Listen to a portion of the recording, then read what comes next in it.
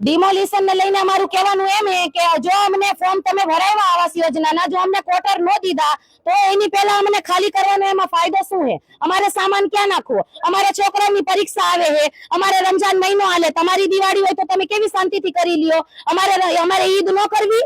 તમારી દિવાળી હોય તો તમે કેવી શાંતિથી કરી લો? અમે 25-30 વર્ષથી રહી અહીંયા, અમારા છોકરાની પરીક્ષા આવે છે, ગાડી વાળાને અમારે કેવી રીતે એડજસ્ટ કરવું?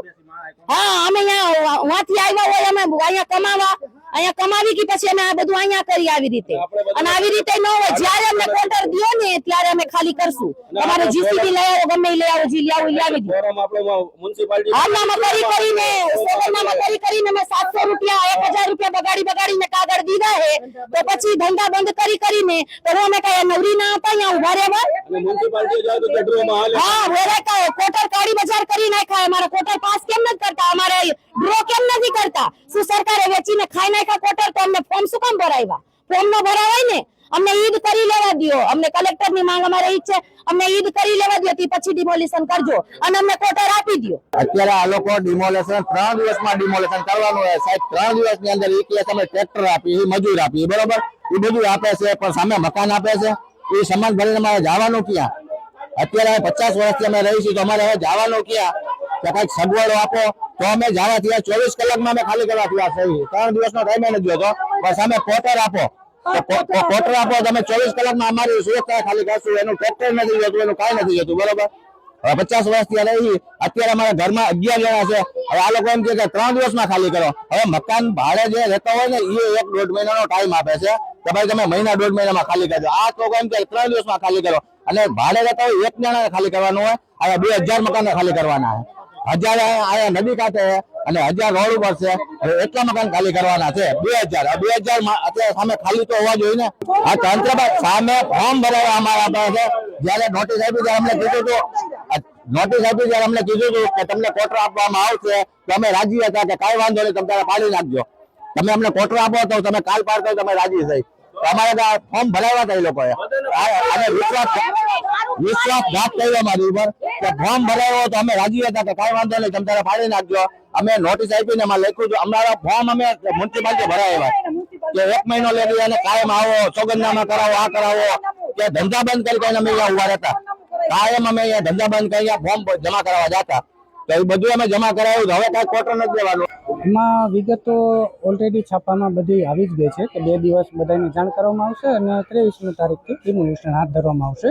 પરંતુ 2 દિવસમાં સ્વૈચ્છિક બધાએ જે લોકોને કોઈને ઓછું નુકસાન જાય એના માટે સમજણ માટે અત્યારે 2 દિવસ એ કાર્યવાહી કરવામાં આવશે. એના અત્યારે તમે જોશો અમુક મકાન ખાલી કરી નાખ્યા છે, અમુક આગળ મેઇન રોડ ઉપર જાતે તોડવાનું પણ ચાલુ કરેલું છે. તો માણસોને સમજાય છે કે એના 2 દિવસમાં એમને ખાલી કરવું પડશે.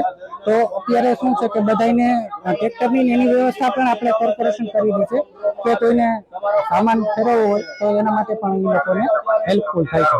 રાજકોટ મહાનગરપાલિકાના માનનીય કમિશનર સાહેબના આદેશ અનુસાર રાજકોટ મહાનગરપાલિકા દ્વારા જંગલેશ્વર વિસ્તારની ટીપી સ્કીમમાં જે કોઈ દબાણો થયેલા છે તે દૂર કરવા અર્થે વિવિધ 7 ટીમો બનાવી અને આજે જંગલેશ્વર વિસ્તારમાં આવ્યા છે અને સોમવારથી મેગા ડિમોલિશન કરવામાં આવનાર છે. એ પૂર્વે તમામ લોકોને, અસરગ્રસ્તોને અમે સમજાવી રહ્યા છીએ કે તેઓ તેમની સ્વેચ્છાએ જે દબાણ છે તે દૂર કરી અને પોતાની જાનમાલ મિલકતનું રક્ષણ કરે.